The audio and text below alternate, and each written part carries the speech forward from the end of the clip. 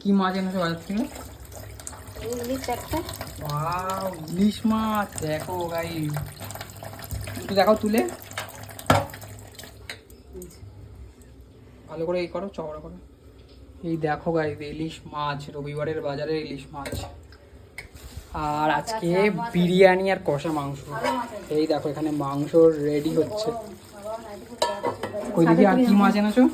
দাঁড়া, এনেছি অনেক কিছু এনেছি। এই যে ডিম, এটা মাছের ডিম। এই দেখো মাছের ডিম, মাছের ডিম কত বড়।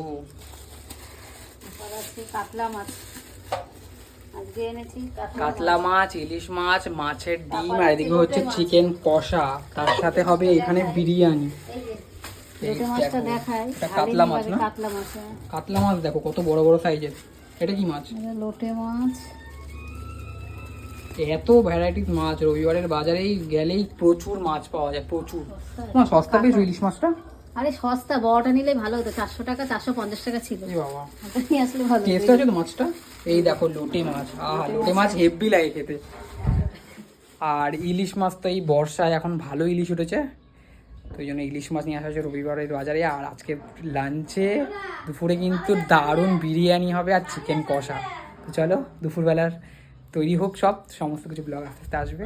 আমি এখনও ব্রেকফাস্ট করিনি, বাজার থেকে আসলাম 11টা বাজে। চলো টাটা।